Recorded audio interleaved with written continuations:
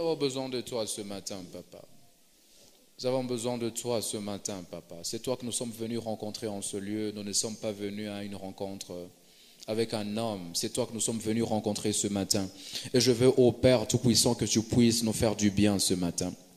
Je veux, ô Dieu, que tu puisses nous parler personnellement. Je veux, ô Père Tout-Puissant, que ta parole ce matin se réalise comme il est dit dans Ésaïe, ô Dieu, que c'est comme une graine, comme une sémence qui tombe et qui ne rentre pas sans produire, sans germer. Seigneur, je prie que ce que tu veux nous dire ce matin soit pour nous un message particulier, pour nous un réma. Seigneur, nous avons besoin de toi. Puisses-tu le faire pour la gloire de ton nom et pour notre bien.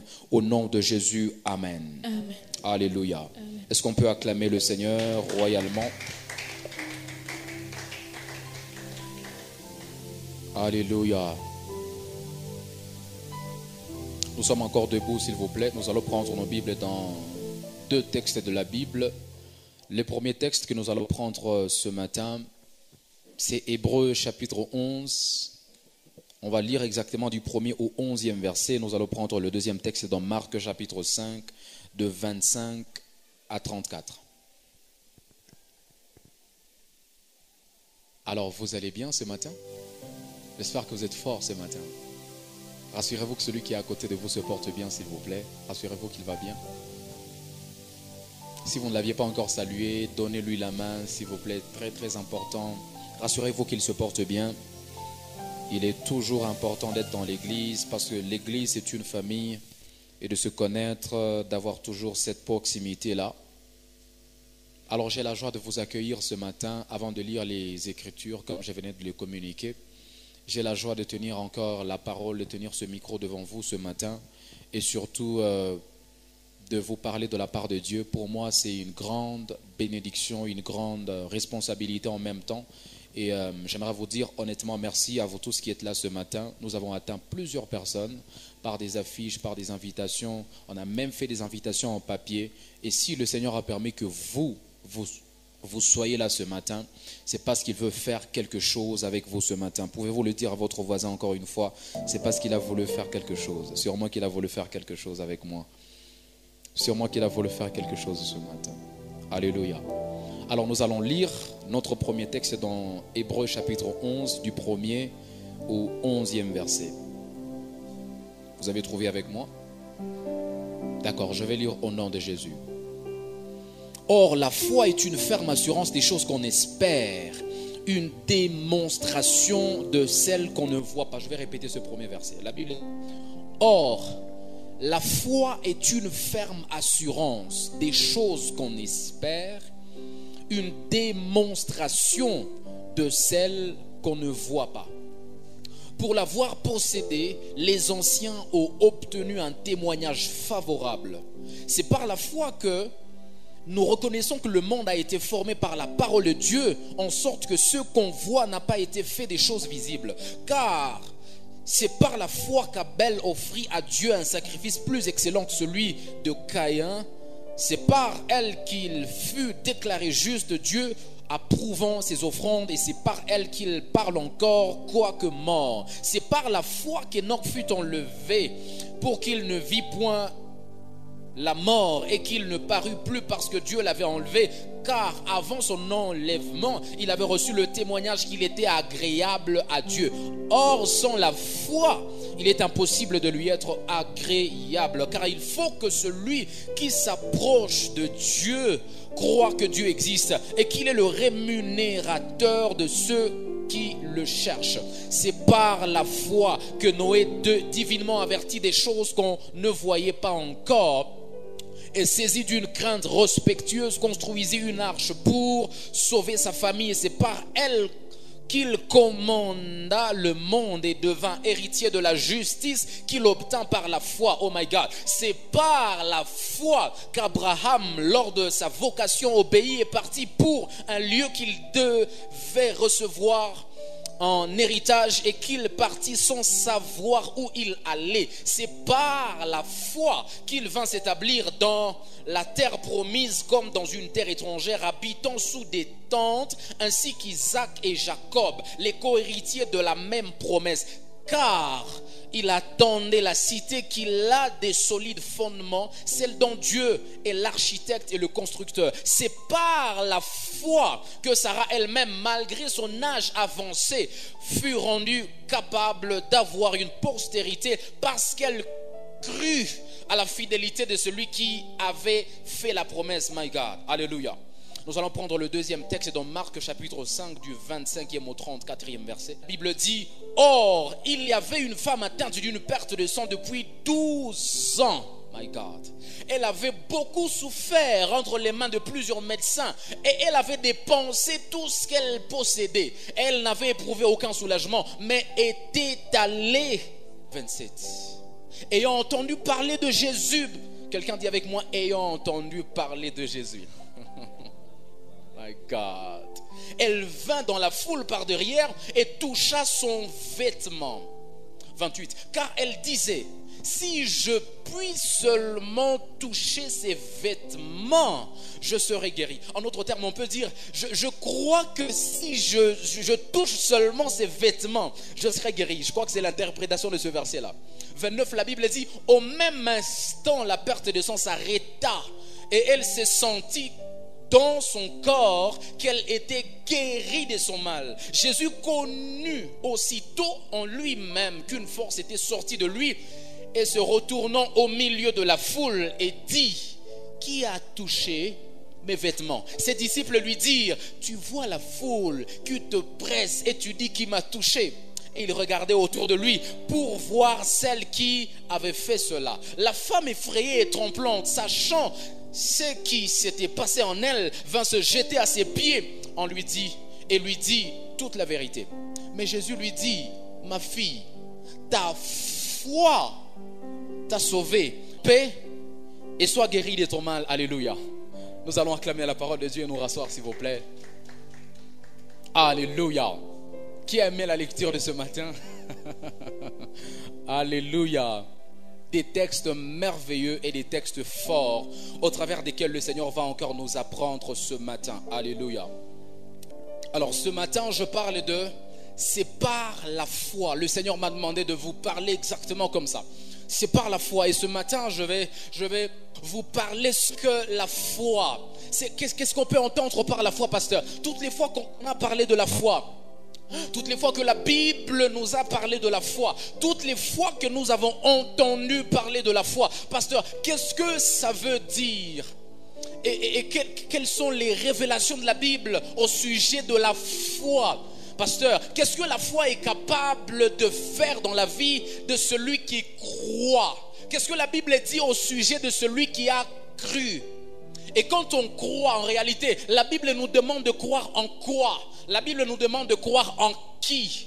Et lorsqu'on a cru en ces choses-là, lorsqu'on a cru en cette personne-là, qu'est-ce que la Bible dit qu'est-ce que la Bible donne comme suite après cela? Alléluia. Et directement, je vais vous dire ce que j'ai envie de faire avec vous ce matin. La première chose que j'ai envie de faire avec vous ce matin, c'est de vous emmener à comprendre le fondement ou profondément même la foi.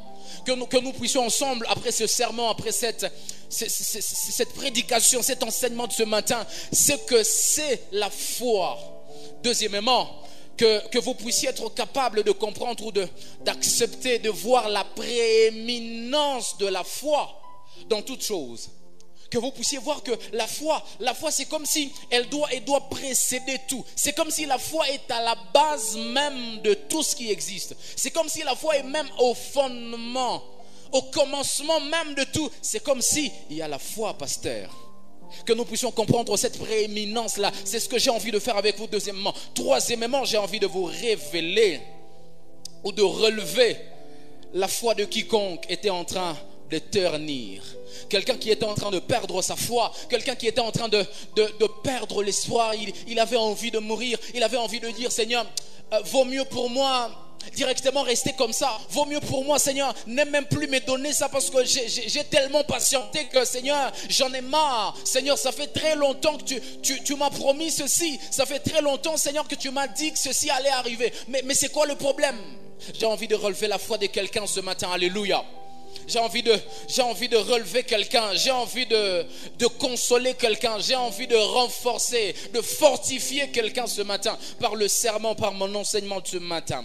Alors très rapidement, je vais passer à mon deuxième point de ce matin et je vais définir les concepts. Premièrement, je définis la foi. Et je vais définir la foi selon trois dimensions. La première dimension, c'est selon le sens étymologique. La foi vient de pistis, c'est du grec. Pistis qui signifie confiance totale. La foi étymologiquement, dès son origine grecque, vient de pistis. Pistis qui signifie confiance totale en Dieu.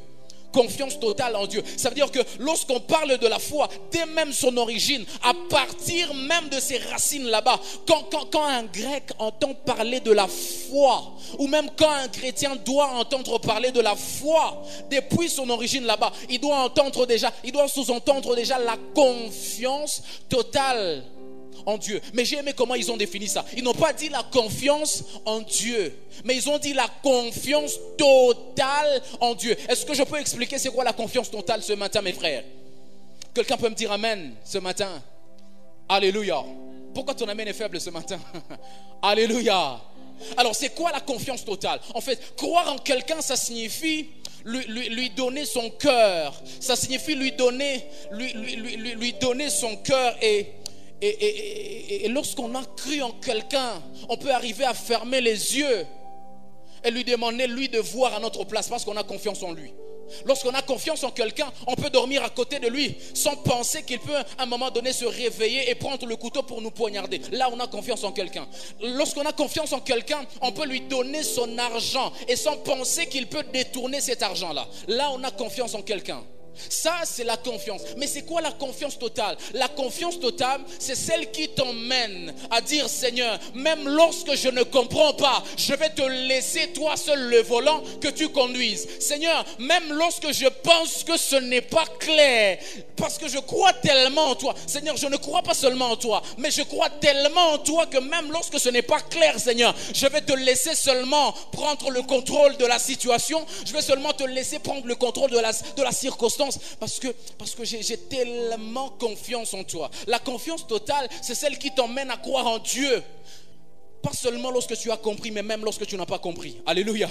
La confiance totale, c'est celle qui t'emmène à suivre Dieu lorsque ça va et même lorsque ça ne va pas. La confiance totale, c'est celle qui te pousse à servir Dieu lorsque la promesse qu'il t'avait donnée s'est accomplie et même lorsqu'elle ne s'est pas encore accomplie.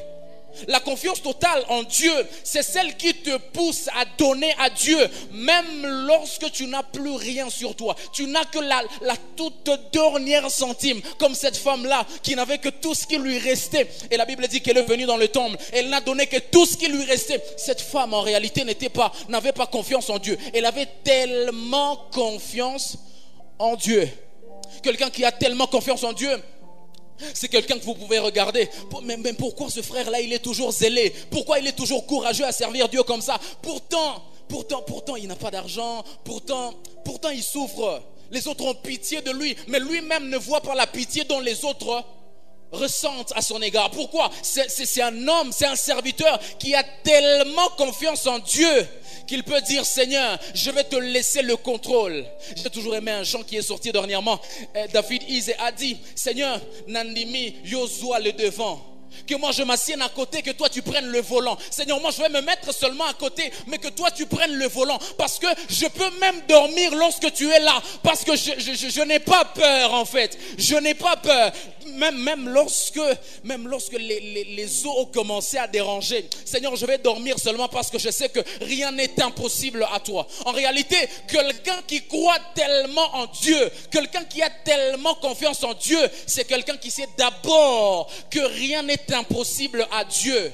Et c'est comme ça que lorsqu'il est devant les situations, il sait dire à Dieu: Seigneur, la situation ici, c'est vrai, elle semble macabre. La situation ici, c'est vrai, elle semble sombre. Mais tout ce que je sais, Seigneur, c'est que toi, tu es capable de tout. Tout ce que je sais, Seigneur, c'est que toi, tu es capable de relever les défis. J'ai vu des hommes que tu as enlevés du néant pour faire d'eux des héros. Ils sont venus de zéro pour devenir héros. Et si la situation ici celle-ci arrive, Seigneur, je sais qu'elle ne te dépasse pas. C'est comme ça que je vais te laisser le contrôle. Y a-t-il quelqu'un ce matin qui veut donner totalement sa vie à Dieu? Parce que faire confiance totalement à Dieu, c'est croire en lui, c'est marcher avec lui. C'est savoir le servir même lorsque ça ne marche pas. Même lorsqu'on ne comprend pas les situations. Vous savez, il y a plusieurs chrétiens aujourd'hui qui se disent être disciples de Jésus.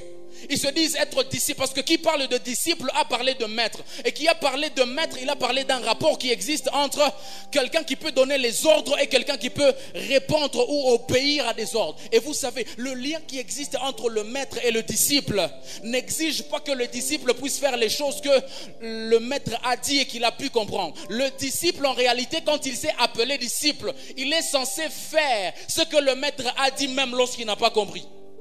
Oh my God, qui a compris ce que je dis ce matin? Mes frères, mes sœurs, notre relation avec Dieu doit être comme celle que les militaires entretiennent entre eux, entre leurs chefs, leurs supérieurs, avec eux les subalternes. Vous savez, un militaire, lorsqu'il est chez lui, même quand il est en train de manger, si seulement il entend un coup de fil, si seulement on lui passe un coup de fil, on l'appelle qu'il y a une urgence, il va sortir, il va arrêter tout ce qu'il est en train de faire. C'est ça effectivement. Et vous savez, plusieurs malheureusement sont à l'église aujourd'hui. Ils savent servir Dieu rien que lorsqu'ils ont du temps. Avoir totalement confiance en Dieu, c'est savoir servir Dieu même lorsque le temps ne te permet pas. Et c'est là que tu commences à atteindre la dimension de la discipline. Parce qu'en réalité, la discipline t'emmènera à faire les choses que ton corps ne te permet même pas. La discipline t'emmènera à faire des choses même lorsque tu sens que tu es malade. Seigneur, je vais quand même prier parce que tu m'as demandé de prier. Même lorsque tu es malade. Seigneur, même lorsque je suis faible comme ça, j'ai tellement confiance en toi que je sais que même lorsque je suis malade comme ça, en priant je ne vais pas mourir parce que c'est toi qui m'as demandé de prier. En réalité, ceux qui ont dit que notre Père est responsable sont des gens qui avaient tellement confiance en Dieu qu'ils savaient que lorsque Dieu nous demande de faire quelque chose, c'est il s'est rassuré que ce qui est devant nous, ce qui va venir après là, ne va pas nous tuer. Est-ce que je peux parler à quelqu'un ce matin? La Bible dit, est-ce que je peux avancer? La Bible dit qu'il est le même hier. Il est celui qui était. Est-ce que je peux avancer? Il est celui qui était. La Bible dit qu'il est d'abord celui qui est. Celui qui était. La Bible n'a pas dit qu'il est celui qui sera, mais il est celui qui vient. La logique, c'est que le Dieu que nous servons, le Dieu en qui nous croyons, n'est pas un Dieu qui sera dans le futur, mais c'est un Dieu qui est en train de venir vers nous.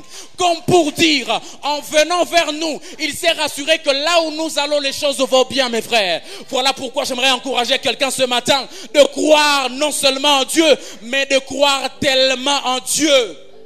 Y a-t-il quelqu'un qui veut donner sa confiance totale à Dieu ce matin? Selon la définition de la Bible, la foi, c'est une ferme assurance. Oh my God. C'est une ferme assurance des choses qu'on espère.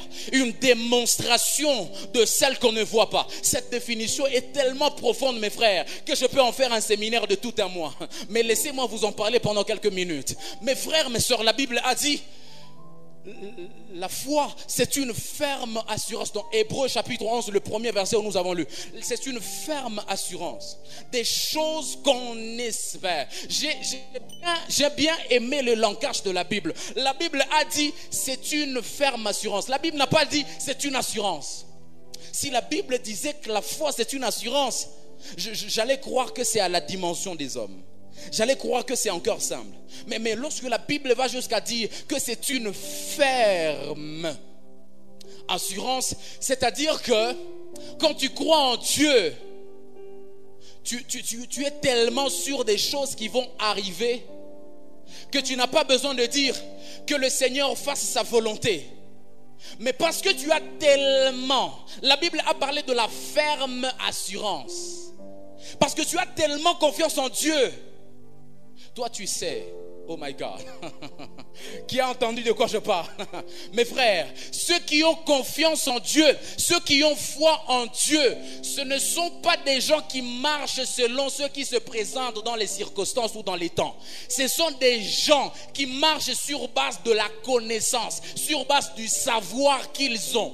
Voilà pourquoi, même lorsque la pluie commence à tomber comme ça, quelqu'un qui a la foi sortira de sa maison et dira, le Seigneur m'a dit que je vais aller au centre-ville aujourd'hui. Le Seigneur m'a dit que je vais aller au culte aujourd'hui. Voilà pourquoi je sais que même si la circonstance semble que la pluie va tomber, je sais que la pluie ne va pas tomber. Oh my God. C'est ça la ferme assurance. Lorsque vous avez atteint cette dimension-là, alors vous avez commencé à avoir foi en Dieu. Retenez bien ce que je suis en train de vous dire, parce que tout à l'heure on va passer aux très bonnes choses. Alléluia.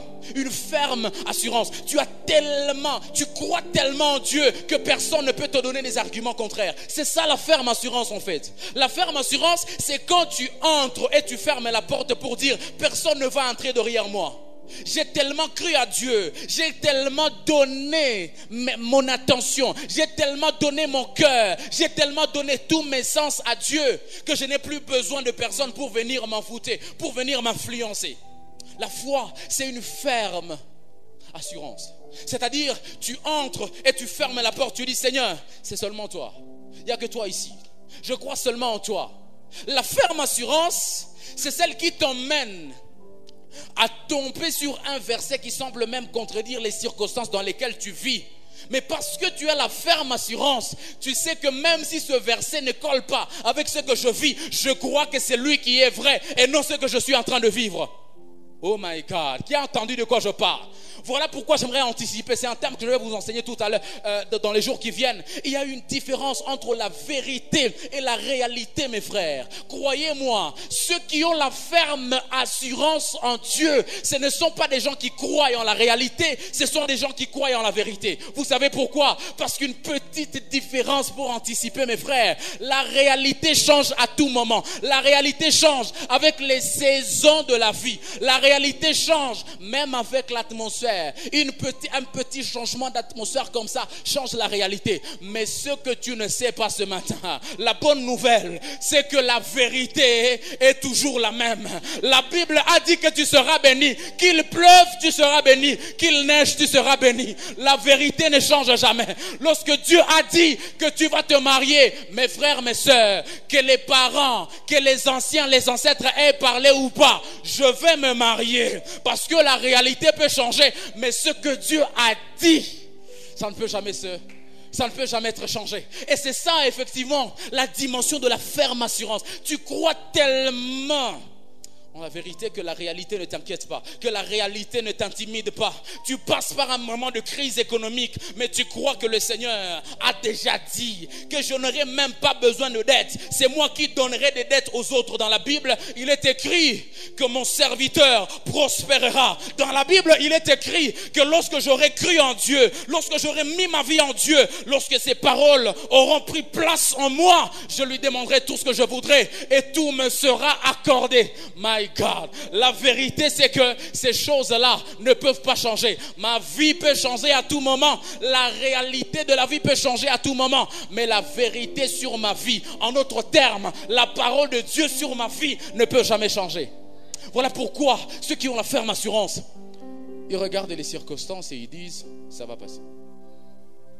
Voilà pourquoi ceux qui ont la ferme assurance en Dieu, ils regardent les moments de douleur, les moments de déception. Les petits monsieur t'a quitté, tu dis bon, ça va passer. La petite fille t'a quitté, tu dis bon, ça va passer. Ça c'est sur la terre seulement, ça va passer. Parce que la réalité peut changer, mais la vérité sur ta vie, elle ne peut jamais changer. Et personne et rien ne peut changer ce que Dieu a déjà. Oh my God, j'étais en train de dire à quelqu'un ce matin, personne et rien ne peut changer ce que Dieu a déjà dit sur ta vie. Voilà pourquoi je suis en train d'encourager quelqu'un ce matin de croire tellement en Dieu, de croire tellement en Dieu, d'avoir une ferme assurance en Dieu. Parce que ça ne changera pas. Les hommes, ils peuvent changer à tout moment. L'attitude des hommes peut changer à tout moment. Le comportement des hommes à ton égard peut changer à tout moment. Mais ce qui ne peut jamais changer, c'est ce que Dieu a déjà dit sur toi. C'est Dieu sur toi. La Bible dit qu'il est le même hier. Oh my God. Dans Hébreux, la Bible dit qu'il est le même hier. Il est le même aujourd'hui. Il est le même éternellement. Le Dieu en qui tu crois, oh my God. Est-ce que quelqu'un peut me donner un bon amen ce matin? Je disais, le Dieu en qui tu crois, c'est le même aujourd'hui. C'est le même hier. C'est le même éternellement. Il ne change pas. S'il a dit un mot, la Bible dit dans Romains chapitre 8, lorsque l'Éternel a parlé, qui peut s'opposer à ce que l'Éternel a parlé? Et un musicien célèbre de notre pays a dit, qui peut s'opposer à la volonté divine? Et par après il dit personne. Alléluia. Alléluia.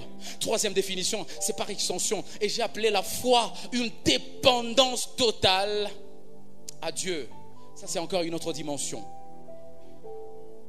J'ai dit que la foi, c'était une dépendance totale en Dieu. La première fois, j'ai parlé de la confiance totale en Dieu. Et la deuxième fois, j'ai parlé de la dépendance totale en Dieu.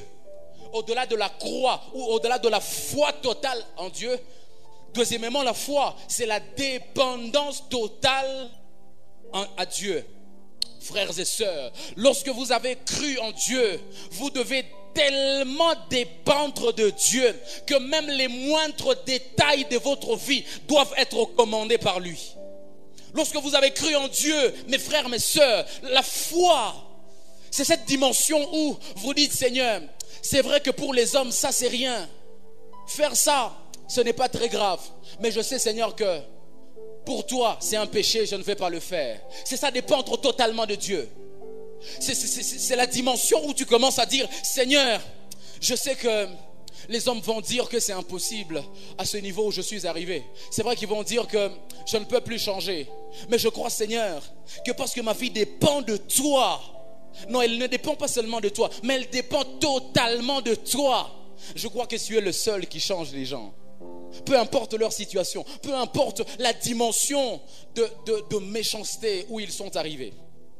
La dépendance totale de Dieu, c'est celle qui t'emmène non seulement à donner toute ta vie, non seulement à donner ta vie à Christ, mais à donner toute ta vie à Christ. Vous savez, c'est deux choses différentes. Donner à Christ sa vie et lui donner toute sa vie, c'est deux choses différentes.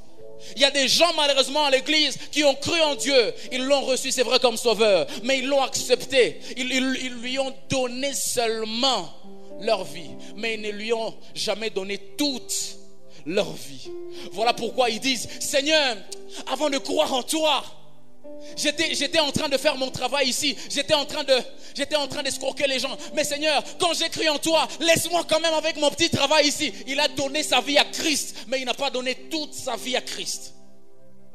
Frères et sœurs, la foi, c'est la dépendance totale à Dieu. Seigneur, j'étais dans cette histoire ici, ça me faisait du bien, c'est vrai. Seigneur, c'est bien de gagner l'argent facilement. Mais Seigneur, lorsque j'ai cru en toi, je vais te donner ma vie, mais laisse-moi avec mon argent facile ici. Voilà comment les gens ont cru en Dieu dans l'église, malheureusement. Plusieurs. Frères et sœurs, j'ai envie de vous dire ce matin, la foi, c'est la dépendance totale à Dieu. Vous lui consacrez même vos oreilles. Oh my God. C'est ça en réalité la foi en Dieu. La foi en Dieu, c'est lui consacrer même ses yeux, lui consacrer même sa langue, lui consacrer même ses oreilles, lui consacrer tout lui. Il n'y a plus rien qui m'appartient, Seigneur. Tout appartient désormais. Voilà pourquoi quelqu'un a dit, lorsque nous croyons en Dieu, nous mourons en nous-mêmes et nous laissons Christ vivre au-dedans de nous. C'est ça en réalité la dimension de la foi. Lorsque tu crois en Dieu, mes frères, mes sœurs, tu lui donnes toute ta vie, toute, avec tous les détails possibles. Il n'y a rien que tu dois maintenir avec toi. Plus rien, mes frères. Vous lui consacrez, tu lui consacres toute ta vie, même les moindres détails. Même quand tu es en train de parler avec tes amis là, tes amis les plus, vous les appelez des, comment on les appelle actuellement? On les appelle les meilleurs amis. Vous les appelez des meilleurs amis. Même quand tu parles avec ton meilleur ami là, vous vous dites des choses que personne ne peut connaître. Frère, quand tu crois en Dieu, tu lui consacres même ce moment là, où personne ne te voit, où personne ne t'entend, où personne ne saura tout ce que vous êtes en train de dire autour là-bas. Tu crois tellement en Dieu que tu lui consacreras tout ça, que tu dois lui consacrer tout ça. Qui m'a dit amen ce matin.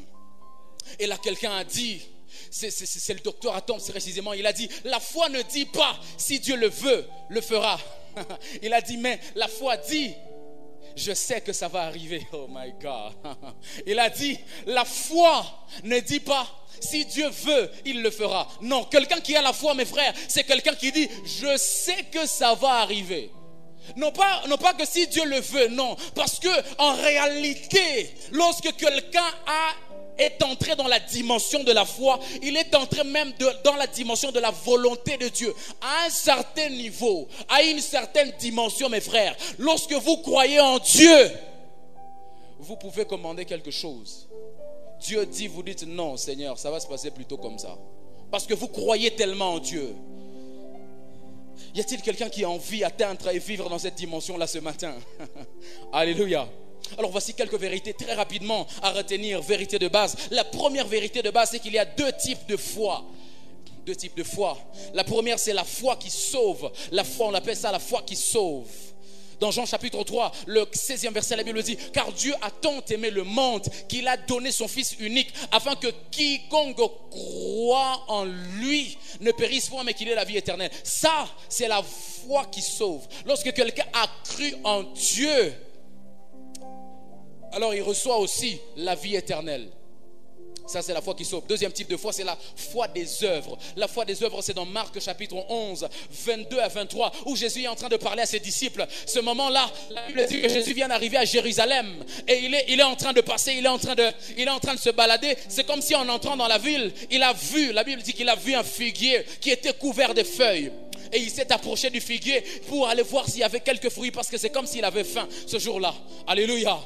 Et lorsque Jésus s'approche du figuier, il trouve que sur le figuier, il n'avait pas de fruits. Et il a maudit le figuier a séché. La Bible dit que lorsqu'ils sont de retour, lorsqu'ils sont en train de rentrer, il y a Pierre qui dit: ah Jésus, est-ce que tu te souviens que c'est toi qui as parlé hier à ce figuier-là, et voilà qu'il a séché? Jésus leur dit: mes frères, mes sœurs, il dit si votre foi était juste comme une petite graine de sénévé. Il dit: vous-même là, si vous aviez la foi, vous allez même dire à cette montagne-là: déplace-toi de là, et elle va se déplacer. Oh my God. Ça, c'est la foi des œuvres. C'est là où tu peux te tenir devant la maladie. Lorsque ton père l'a refoulé à la maison, aucun médecin n'a dit: je vais savoir guérir cette maladie. Tu te tiens devant la maladie de ton père et tu dis: cette maladie ici, il y a eu un temps, nous l'avons présenté à Dieu, mais à ce moment ici, c'est moi qui vais présenter Dieu à cette maladie. Oh my God, oh my God. Qui a compris de quoi je parle? À ce moment-là, tu ne parles pas à Dieu de la maladie, mais tu parles à la maladie de Dieu. Oh my God.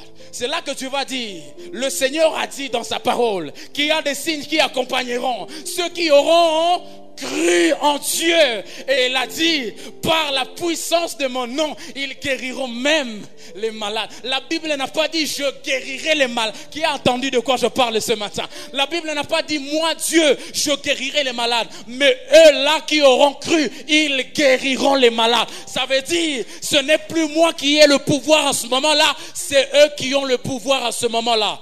Qui a entendu de quoi je parle ce matin? Alléluia.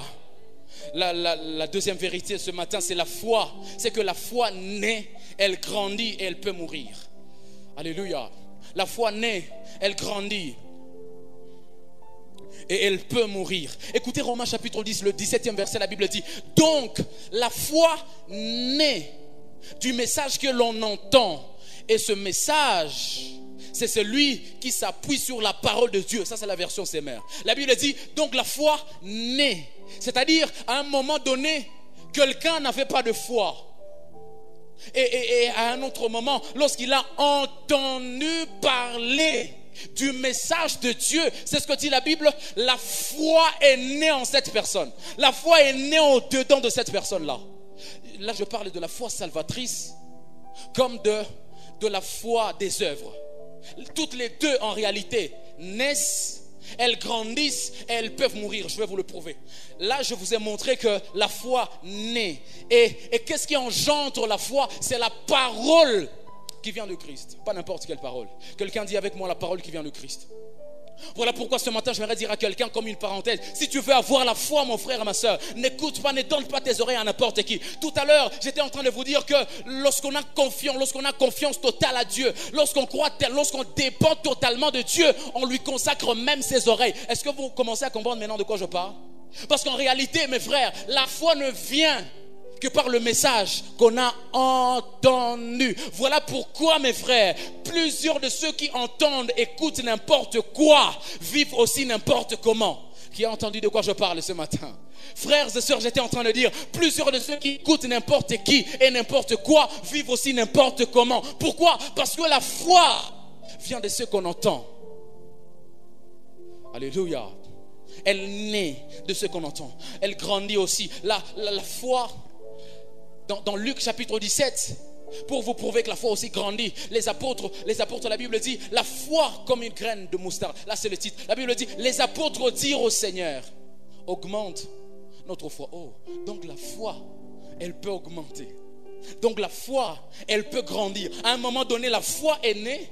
À un autre moment, la foi, elle peut aussi grandir. Voilà pourquoi j'aimerais dire à quelqu'un, frères et sœurs, vous tous qui êtes là ce matin, si vous voulez avoir, vous voulez commencer à opérer dans les dimensions dont je vais vous parler tout à l'heure, mes frères, mes sœurs, apprenez aussi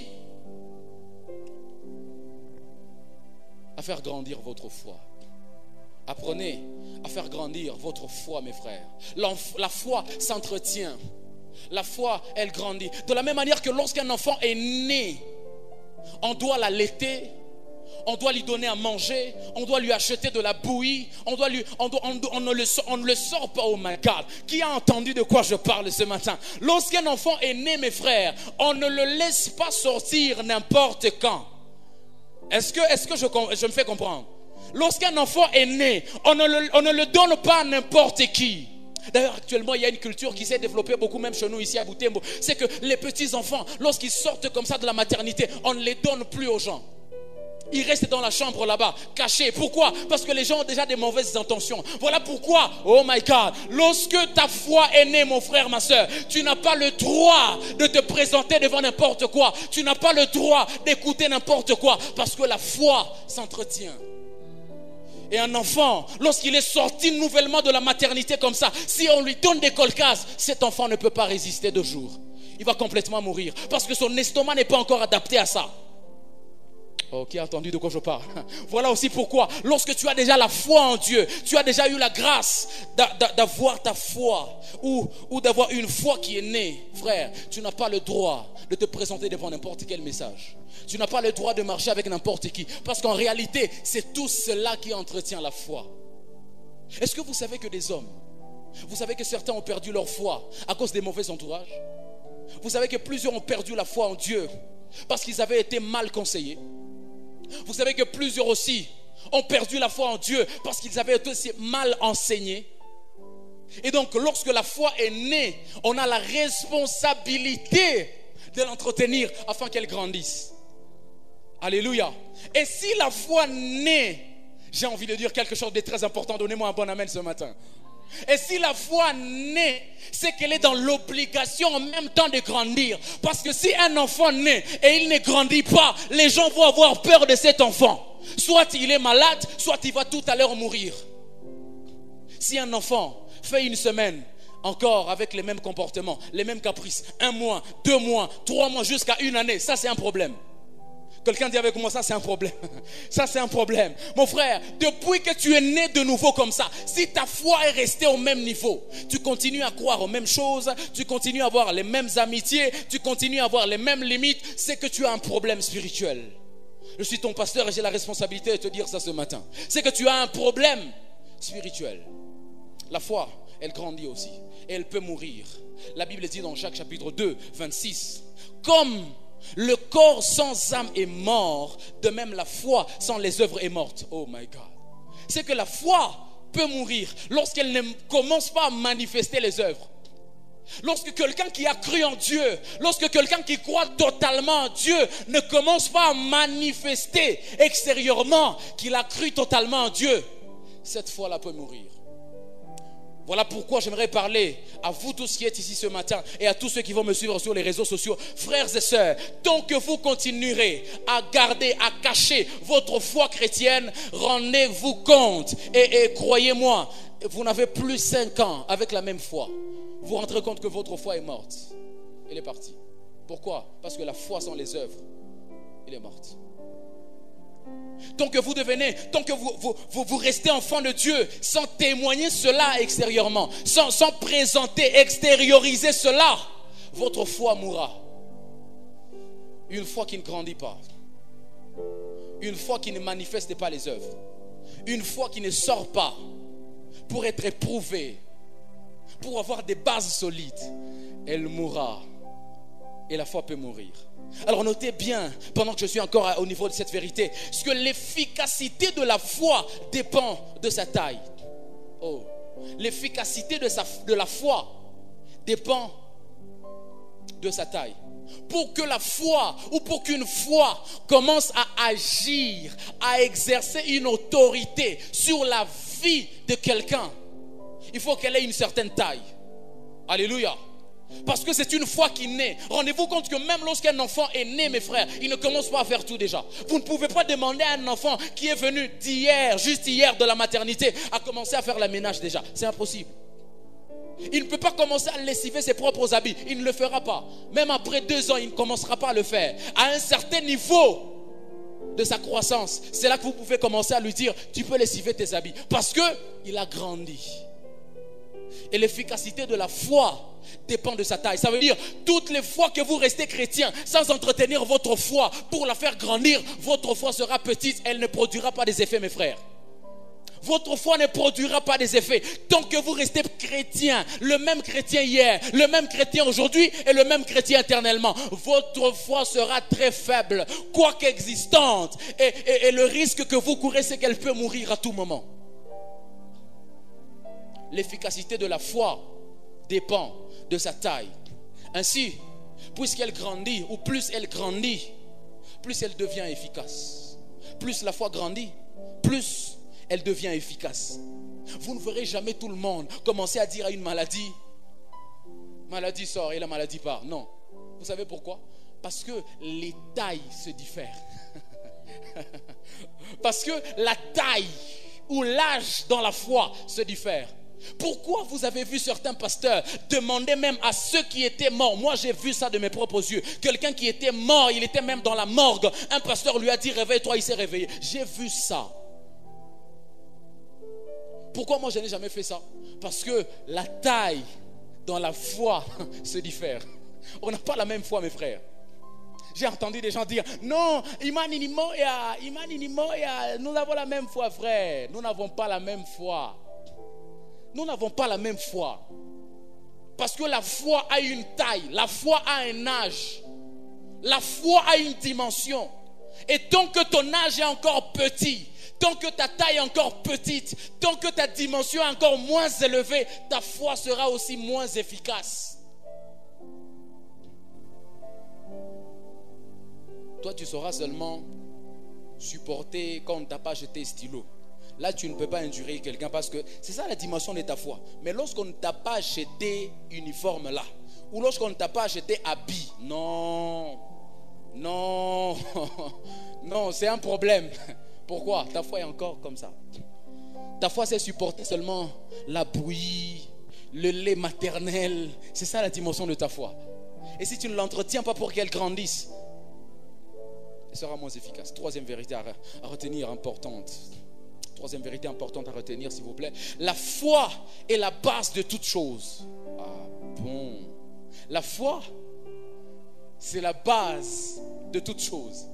Est-ce que je prends le risque de vous expliquer ça ce matin? Alléluia. Je vais vous le prouver par la Bible. Dans Jean 3,16, la Bible dit: car Dieu a tant aimé le monde qu'il a donné son Fils unique, afin que quiconque croit en lui ne périsse point, mais qu'il ait la vie éternelle. Bon, lorsque la Bible parle de périr, le verbe périr dans vos dictionnaires, lorsque vous allez chercher le périssement, ou le verbe périr signifie mourir. C'est-à-dire, si quelqu'un ne croit pas, c'est la mort qu'il court, n'est-ce pas? En d'autres termes, lorsqu'il a cru, la Bible dit que la vie éternelle lui est garantie. Ce qui revient à dire que lorsque quelqu'un a cru, lorsque quelqu'un a la foi en Dieu, là il vit. Mais lorsqu'il ne croit pas, la Bible le considère comme un mort. Alors dites-moi, mes frères, est-ce que quelqu'un peut avoir des voitures sans vivre? Est-ce que quelqu'un peut avoir des maisons sans vivre? La première chose qui précède tout, c'est quoi? C'est l'existence, n'est-ce pas? Ne peut avoir une maison que celui qui a existé d'abord. ne peut avoir une voiture que celui qui a existé d'abord. Alors pourquoi j'ai dit que la foi est à la base de tout? Parce que c'est la foi qui donne la vie. My God. Parce que c'est la foi qui donne la vie. Et donc à la base, si quelqu'un n'a pas la foi, même les voitures vont passer de côté. Même les maisons vont passer de côté. La gloire de ce monde va passer de côté lorsque la foi n'y est pas. Qui a entendu de quoi je parle? La foi à la base de tout. Écoutez, deuxièmement, Ephésiens 2:8, la Bible dit: car c'est par la grâce que nous sommes sauvés, par le moyen de la foi. Et cela ne vient pas de vous, c'est le don de Dieu. Il dit c'est par la foi. Il dit c'est par la grâce que nous sommes sauvés, mais par le moyen de la foi. Vous voyez ça? Or, lorsque nous avons le salut, je vous ai tout à l'heure, c'est lorsque j'étais en train de parler de l'essence de la nouvelle naissance que je vous ai montré que quelqu'un qui n'est pas né de nouveau, la Bible le considère comme un mort. N'est-ce pas? Et lorsque quelqu'un n'a pas donné sa vie à Christ, en d'autres termes, lorsque quelqu'un n'a pas la foi, en ce moment-là, il ne vit pas encore. Il n'a pas commencé à exister selon Dieu. Dieu ne le voit pas. Parce que vous allez vous rendre compte que la Bible dit d'ailleurs que toutes les fois qu'il prie, Dieu ne l'écoute pas. Parce que tout ce qu'il fait est abomination. Vous voyez pourquoi Dieu n'écoute pas les prières des païens? Vous voyez pourquoi Dieu n'exauce pas plusieurs des prières des païens? Parce que, en réalité, ces gens-là ne vivent pas. En réalité, ces gens-là n'ont pas commencé à exister. Ce n'est que lorsqu'ils ont donné leur vie à Christ qu'ils vont commencer à exister. Voilà pourquoi j'ai dit que la foi était à la base de tout. Je vais aller encore plus loin. Écoutez, dans Marc chapitre 11, le 24e verset, la Bible dit: c'est pourquoi je vous le déclare, tout ce que vous demandez dans vos prières, croyez que vous l'avez reçu et cela vous sera accordé. Je vais répéter. La Bible dit: c'est pourquoi je vous le déclare. Tout ce que vous demandez dans vos prières, il dit croyez. Il y a la foi encore, l'intervention de la foi. Il dit croyez que vous l'avez reçu et cela vous sera accordé. Ça veut dire que même dans la prière, dans la vie de prière, ce qui est à la base de tout là-bas, c'est la foi. Peu importe le temps pendant lequel tu pries, mon frère, si tu n'as pas la foi, tu ne crois pas en Dieu, tu ne seras pas exaucé. Peu importe les types de prières, les sortes de prières que tu peux faire, sans croire en Dieu, tu ne seras pas exaucé. Peu importe le temps, ou avec qui, à côté de qui, là où tu peux prier, si tu ne crois pas en Dieu, tu ne peux pas être exaucé. Parce que la foi est à la base de tout. La foi doit précéder tout. Même lorsque tu ne crois pas que Dieu est capable de faire de toi un milliardaire, mais quand tu demandes à Dieu des milliards, crois quand même. Parce que ce qui est à la base des milliards, ce qui est à la base des millions, c'est toujours la foi, mon frère. Ceux qui ont reçu des mariages, en réalité, ils avaient la foi avant de commencer à prier. La réalité, c'est que la vérité, c'est que ceux qui ont reçu des maisons, ceux qui ont été promus par Dieu, ceux qui ont reçu des travails, des emplois, avant de prier, ils avaient d'abord la foi. Ils croyaient que Dieu pouvait leur donner ça. D'ailleurs, je vais vous le prouver. Pour ceux qui disent que non, vraiment, il peut arriver que quelqu'un aille prier sans avoir la foi. Ok. Si quelqu'un peut prendre son temps, il laisse son téléphone, d'accord? Il laisse tout ce qu'il peut aller faire. Il n'a pas manqué en réalité où aller. Mais il dit, je vais aller m'agenouiller devant Dieu. Lui-même là ne voit pas un Dieu qu'il va prier à côté de lui, mais il dit, je vais aller prier Dieu. C'est quoi ça? C'est pas la foi. C'est pas la foi. Ça c'est déjà la foi. Et quelqu'un peut me dire, mais pasteur, comment tu as dit que Dieu n'exauce pas les prières des païens? Parce qu'en réalité, ce qui doit précéder tout, c'est la foi. Même lorsque eux aussi viennent prier, en réalité, ces gens-là, avant même d'être sauvés comme enfants de Dieu, ça va? Avant d'être sauvés comme enfants de Dieu, ce qui précède, la norme, c'est que dans la prière, celui qui a cru d'abord en Dieu, avant de venir prier, il a le droit de recevoir. Parce qu'il a dit, priez et croyez en ce que vous avez demandé, alors vous verrez ces choses-là s'accomplir. Parce que c'est la foi qui précède. Alléluia. Lorsqu'il a cru, il a le droit de recevoir. Alléluia. Alors je vais tout à l'heure vous parler du pouvoir, dans les quelques minutes qui nous restent, du pouvoir de la foi. La première chose que la foi est capable de faire, c'est que la foi a le pouvoir de donner la vie à ceux qui étaient morts. Alléluia. Dans Jean 3,16, la Bible a dit: car Dieu a tant aimé le monde qu'il a donné son Fils unique, afin que quiconque croit en lui ne périsse point, qu'il ne meure pas, mais qu'il ait la vie éternelle. En réalité, quelqu'un qui n'est pas encore sauvé, quelqu'un qui n'a pas donné sa vie à Christ, c'est quelqu'un qui est mort. Et lorsqu'il donne sa vie à Christ, par le moyen de la foi, comme nous l'avons vu dans Ephésiens chapitre 2, il vient à la vie. Quelqu'un dit avec moi: il vient à la vie. Qui m'a donné un bon amen ce matin? Alléluia. C'est que la foi a la capacité d'emmener en vie ceux qui étaient morts. Oh my God. Est-ce que je peux parler ce matin? Dans Ephésiens 2:8, la Bible dit: car c'est par la grâce que vous êtes sauvés, par le moyen de la foi. Et cela ne vient pas de vous, c'est le don de Dieu. Nous sommes sauvés, nous venons de la mort. Il nous a tirés de la mort pour nous emmener à la vie. Ça c'est quoi? L'effet, le pouvoir de la foi. Écoutez encore, oh my God, oh my God, oh my God. Dans Jean chapitre 11, 17e verset, la Bible dit: à son arrivée, Jésus apprit qu'on avait enseveli Lazare depuis 4 jours déjà. Lazare est mort. Non seulement qu'il est mort, non seulement que la famille a pleuré Lazare, non seulement qu'on s'est lamenté du fait que Jésus n'était pas là, mais au-delà, on est allé enterrer Lazare. Non seulement qu'on l'a enterré, mais il a fait un jour, comme si ça ne suffisait pas. On est allé au 2e jour, comme si ça ne suffisait pas. On est allé au 3e jour, jusqu'au 4e jour. Écoutez maintenant ce qui se passe. 39, la Bible dit: enlevez la pierre, dit Jésus. C'est Jésus qui est venu. Quelqu'un dit avec moi: Jésus est arrivé. Oh my God. J'aimerais dire à quelqu'un: Jésus est là ce matin. Tu n'as pas entendu de quoi je parle. Je disais que Jésus est là ce matin. Non, je disais à quelqu'un: Jésus est arrivé ce matin. Non, Jésus est arrivé ce matin. Écoutez maintenant quand Jésus est arrivé. La Bible dit: Marthe, la sœur du mort, dit alors: Seigneur, il doit déjà sentir. Cela fait 4 jours qu'il est là. Écoutez la réponse de Jésus. Jésus lui répondit: ne t'ai-je pas dit? Si. Non, vous ne lisez pas la Bible. Si. Oh my God. La Bible dit: si tu crois, c'est la foi encore, oh my God. Si tu crois, tu verras la gloire de Dieu. Écoutez la suite. On ôta donc la pierre. Alors Jésus, tournant son regard vers le ciel, dit: Père, tu as exaucé ma prière et je t'en remercie. Vous voyez la foi de Jésus?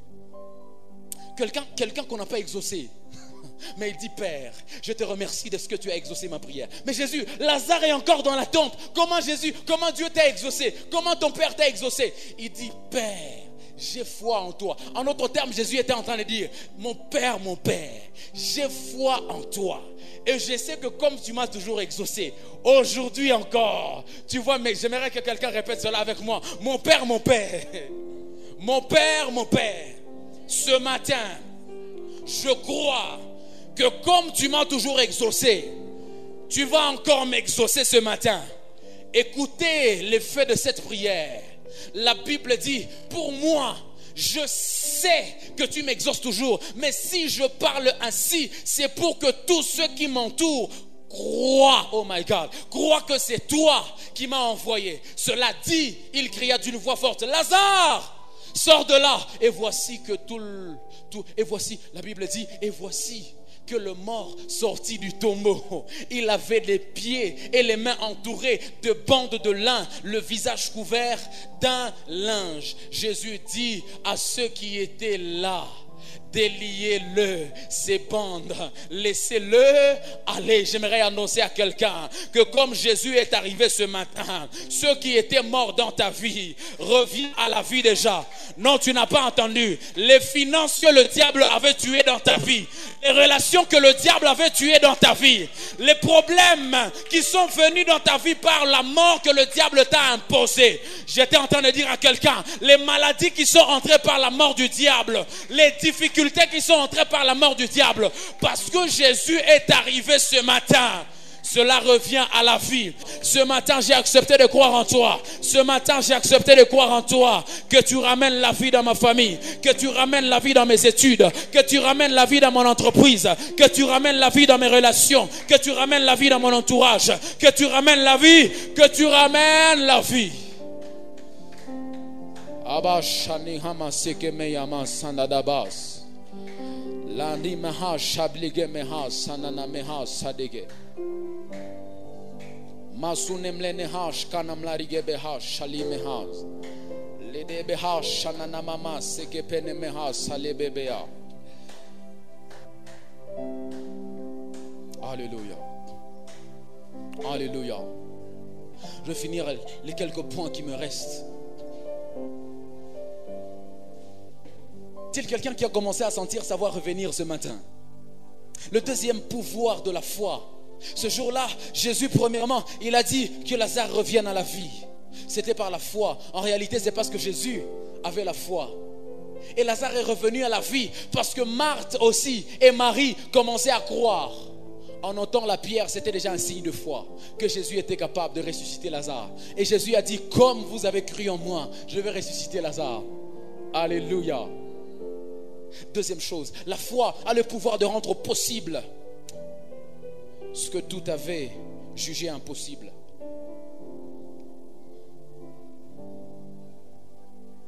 La foi a le pouvoir de rendre possible ce que tout avait déjà jugé ou déclaré impossible. Nous avons lu l'histoire de la femme à la perte de sang.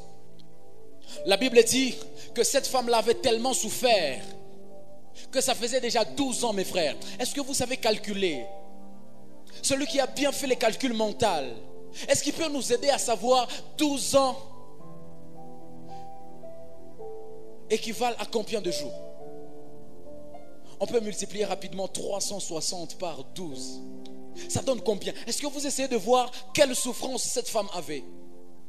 Le premier jour, elle a commencé à perdre le sang. Le deuxième jour, elle a commencé à perdre le sang. Troisième jour, jusqu'au 365e jour. Comme si ça ne suffisait pas, on a multiplié cela par 2. Comme si ça ne suffisait pas, on a multiplié cela par 3. Comme si ça ne suffisait pas, on a multiplié cela par 4, par 5, par 6, par 7, jusqu'à 12. Vous essayez de voir combien de temps cette femme-là a souffert. Et comme si ça ne suffisait pas, la Bible dit qu'elle est allée de médecin en médecin. Bon, je comprends qu'aller de médecin en médecin, ça peut fatiguer quelqu'un. Et ça peut décourager quelqu'un. Mais si le Seigneur permettait quand même que ça s'arrête à ce niveau-là, ça allait quand même être un peu plus allégé pour cette femme-là. Mais le Seigneur n'a pas permis que ça s'arrête là-bas. La Bible dit qu'elle a dépensé même tout ce qu'elle avait. Oh my God. C'est-à-dire la petite maison qu'elle avait encore là, le petit sou d'argent, la petite somme d'argent qu'elle avait encore, la petite pièce d'argent qu'elle avait encore là. Tout ça, elle a dépensé pour qu'elle guérisse. Ok, d'accord. Seigneur, j'accepte qu'elle a fait 12 ans. J'accepte qu'elle est passée de médecin en médecin. Seigneur, j'accepte qu'elle a même dépensé tout ce qu'elle avait. Mais si tu t'arrêtes là-bas, ça allait être encore plus allégé pour cette femme-là. Mais la Bible dit que le Seigneur n'a pas permis que ça s'arrête là-bas. Il a encore permis, le Seigneur. Oh my God. Après avoir dépensé tout ça, vous essayez de voir comment la douleur est en train d'augmenter. Hein? Ça fait 12 ans que quelqu'un est en train de souffrir par la perte de sang. En perdant le sang pendant 12 ans, elle a dépensé tout ce qu'elle avait. Non seulement qu'elle a dépensé tout ce qu'elle avait, elle est allée de médecin en médecin. Personne. Vous essayez de voir comment la foi était en train de se perdre, n'est-ce pas? Si cette femme-là était chrétienne, je vous assure, 12 ans. En tout cas, peu importe la dimension de sa foi, j'espère que cette femme-là avait déjà perdu sa foi. J'espère que cette femme-là avait déjà perdu la foi, mes frères. Peu importe la dimension de votre foi, essayez de voir la douleur qu'il y a dans la perte de sang. Pendant 12 ans. Et puis elle dépense tout. Et puis elle va de médecin en médecin. Donc elle va auprès de tous ceux qui sont spécialistes dans la matière. Et ils lui disent, nous ne sommes pas capables. Mais comment, à quel niveau cette femme-là allait désespérer? À quel niveau? J'ose même croire, ça c'est moi, j'ose même croire que cette femme avait déjà demandé la mort à Dieu pour dire, Seigneur, ça je ne mérite pas. Et pour ceux qui sont encore plus païens, ils se seraient même déjà suicidés. Il dit, Seigneur, j'en ai marre. Et puis comme si ça ne suffit pas, la Bible dit que son état allait en sang. Oh my God. Ça veut dire, une année après, c'était grave. C'était moins grave d'ailleurs. 2 ans, ça devient grave. 3 ans, ça devient plus grave. 4 ans, ça devient très grave. Ça devient encore et encore, jusqu'à 12 ans. La Bible dit que son état allait en s'empirant. Est-ce que vous osez croire que cette femme-là avait encore la foi en Dieu? Je crois que cette femme avait perdu la foi. Parce que moi-même, 12 ans, je suis en train de souffrir d'une maladie. Et pas n'importe laquelle comme celle-là. Non seulement que j'ai souffert, j'ai donné tout mon argent. Je suis allé de médecin en médecin. Personne ne m'a guéri. Mes amis, je vais perdre la foi. Honnêtement, je vais perdre la foi. D'après tout, c'était une humaine. Elle avait la chair des hommes. Elle ne pouvait que perdre la foi. Mais la Bible dit, oh my God, est-ce que je peux commencer à parler de la foi? La Bible dit qu'elle a entendu parler. Souvenez-vous que la Bible nous a enseigné encore dans Romains chapitre 10, le 17e verset, que la foi vient de quoi? Est-ce que je peux revenir là-bas? La foi vient de quoi? De ce qu'on entend. Et cette femme-là a entendu parler de Jésus. Je comprends pourquoi cette femme a encore eu la foi. Parce qu'en réalité, elle avait entendu parler de Jésus. J'aimerais exhorter encore quelqu'un ce matin de ne pas écouter n'importe quoi. Parce que lorsque tu as perdu espoir, peu importe les douleurs dans lesquelles tu es, ce qui peut te redonner la foi, mon frère, ma soeur, c'est Christ. Il n'y a que lorsque tu es en train d'écouter les paroles de Dieu, les paroles de Christ, que tu peux encore avoir la foi. Que tu peux voir ta foi revenir à la vie. Oh, la Bible dit que lorsque la foi est venue, la foi n'est pas seulement venue. Parce que je vous ai dit que la foi a le pouvoir de ramener de la mort ceux qui étaient morts pour le ramener dans la vie. Oh my God. Ça veut dire, à ce moment-là, lorsque la femme a vu sa foi revenir à la vie, il y a quelque chose qui s'est passé. La Bible dit qu'elle a dit, cette femme-là, si je puis seulement toucher le pan de la robe de Jésus, je crois que je serai guéri. Cette femme-là s'est avancée auprès de Jésus et elle a dit, peu importe la foule qui est en train de déranger Jésus. Vous savez, la foi vous fera faire des choses qui sont anormales aux yeux des hommes, mais qui ne sont que propres à ceux qui ont la foi. Oh my God. La foi vous fera faire des choses qui sont anormales aux yeux des hommes, mais qui ne sont propres qu'à ceux qui ont la foi, mes frères. Cette femme a dit, je ne regarderai pas à la foi, je ne regarderai pas aux gens qui m'ont mis à côté pour dire qu'il n'y avait plus d'espoir pour moi. Je crois seulement que si je puis seulement toucher Jésus comme ça, je vais guérir. Et c'est lorsque cette femme s'est approchée, elle a touché le pan de la robe de Jésus. La Bible dit à l'instant, quelqu'un dit avec moi à l'instant. Je prie ce matin parce que tu m'as dit que ta foi était en train de revenir à la foi, que tes problèmes ne sortent pas de cette salle. Je dis que tes problèmes ne sortent pas de cette salle. Tu es venu ce matin, peut-être que ce n'est pas toi qui es malade, c'est ta mère qui est malade, c'est ton père qui est malade. Je prie ce matin parce que tu m'as assuré que ta foi était en train de revenir à la vie. Tu m'as assuré que ta foi était en train de remonter encore, que ton problème, peu importe son type, peu importe la sorte, peu importe le temps pendant lequel il t'a dérangé, peu importe le nombre d'argent que tu as dépensé pour ce problème-là, qu'il ne sorte pas ce matin, qu'il ne sorte pas ce matin, qu'il ne sorte pas ce matin, qu'il ne sorte pas ce matin. La Bible dit que la perte de sang s'est arrêtée à l'instant. Le Seigneur me dit qu'il y a quelque chose qui est en train de se passer. Même si tu ne le sens pas, le Seigneur me convainc qu'il est en train de faire quelque chose dans ta vie. C'est peut-être dans ta famille, c'est dans tes études, dans un couloir précis dans ta vie, le Seigneur est en train de faire quelque chose. Et la Bible dit que la perte de sang s'est arrêtée. Lorsque la perte de sang s'est arrêtée, mais Jésus nous explique encore plus clairement de quoi il s'agissait. Avant, on ne nous a pas parlé de la foi.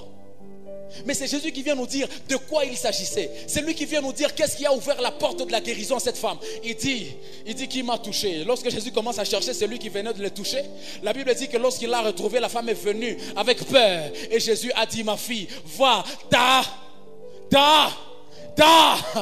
foi t'a guéri. J'aimerais dire à quelqu'un, parce que ce matin tu as la foi, que tous les problèmes que tu as apportés à Dieu, que toutes les requêtes que tu as présentées, tu as voulu présenter à Dieu ce matin, qu'ils s'arrêtent au nom de Jésus, que ta situation soit décantée, que ton problème soit résolu, que le besoin là soit satisfait au nom de... Troisième chose, la foi a le pouvoir de nous ouvrir les yeux sur les choses invisibles. La foi a le pouvoir de nous ouvrir les yeux sur les choses invisibles.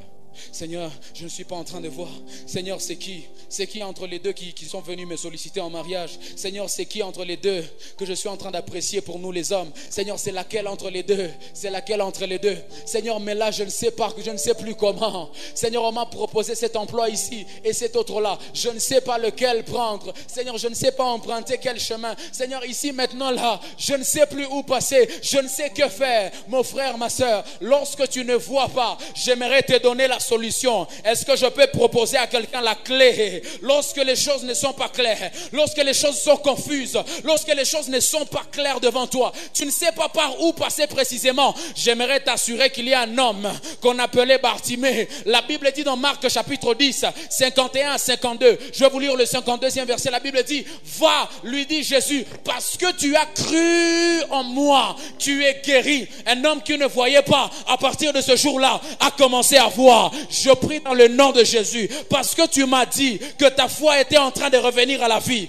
que les choses qui étaient confuses, les choses qui n'étaient pas claires, tu ne savais pas quel chemin emprunter, tu ne savais pas par où passer, tu ne savais pas quel groupe intégrer, tu ne savais pas qu'est-ce qu'il faut faire lorsque tu es dans cette situation. Je prie qu'à partir de ce matin, les choses deviennent plus claires qu'avant, les choses deviennent plus précises qu'avant, que ceux qui étaient confus, ceux qui n'étaient pas clairs dans ta vie, commencent à redevenir clairs, parce que tu as commencé à croire ce matin. Dernière chose, nous avons encore plus de 15 minutes. La foi a le pouvoir d'emmener l'homme dans la sphère divine où tout s'opère pour commencer à agir comme Dieu. Oh my God. La foi a le pouvoir d'emmener l'homme dans la sphère divine où tout s'opère, tout se planifie là-bas. Et pourquoi la foi l'emmène là-bas? C'est pour qu'il commence à agir comme Dieu. Écoutez ce que dit la Bible. Dans Jean 14, 12, la Bible dit: vraiment, je vous l'assure, celui qui croit en moi accomplira lui-même les œuvres que je fais. Il en fera même de plus grandes, parce que je vais auprès du Père. La Bible dit que lorsque tu as la foi, mon frère, ma soeur, tu quittes la dimension des hommes. Là, tu ne parles pas comme les hommes. Ce que tu as dit n'a pas le même pouvoir que ce que les hommes ont dit. Mais quand tu commences à croire, oh my God, est-ce que je peux parler à quelqu'un ce matin? Lorsque tu as commencé à croire, mon frère, ma soeur, tu quittes la dimension des hommes où les choses se disent mais elles n'arrivent pas. Tu entres dans la dimension de Dieu où tout ce qui se dit arrive. La Bible dit que la parole de Dieu, elle ne tombe pas comme une pluie, elle tombe comme une sémence qui ne rentre pas sans germer. Voilà pourquoi lorsque tu as cru, tu ne diras jamais des choses qui n'arriveront pas. Parce que la foi t'emmène dans la dimension de, oh my God, la foi t'emmène dans la dimension de Dieu, où tu peux commencer à dire: cette journée ici, je vais avoir $10. Et quand tu rentres du centre-ville, tu te rends compte que même lorsque tu n'as pas vendu ça, par n'importe quel moyen, le Seigneur s'est seulement arrangé de permettre que quelqu'un vienne et qu'il te donne $10. Parce que tu es entré dans la sphère de ceux qui ne regardent pas le moyen, mais qui regardent le résultat. Oh my God. Tu es entré dans la dimension de ceux qui ne regardent pas le chemin par lequel on est passé, mais qui regardent seulement la finalité. Là, c'est la dimension de Dieu. Ça, c'est la dimension de Dieu. Mes frères, lorsque vous avez commencé à croire, vous ne savez pas ce que votre foi est capable de vous donner. Quelqu'un qui joue, qui blague encore avec sa foi, ne sait pas encore. Il ne comprend pas encore la dimension. Il ne comprend pas encore le pouvoir de la foi. Quelqu'un qui regarde sa foi comme ça, l'entretenir par des enseignements, l'entretenir par des moments de prière et de jeûne, c'est quelqu'un qui ne comprend pas ce que sa foi est capable de lui donner. Il ne comprend pas. Il ne sait pas que toute sa vie est seulement au pouvoir de sa foi. Toute sa vie tourne autour de sa foi. Et toutes les fois qu'il ne comprendra pas ça, il n'aura pas le temps pour entretenir sa foi. Dernière chose ce matin. La foi a le pouvoir de déloger les obstacles de devant. Alléluia. La foi a le pouvoir de déloger les obstacles de devant.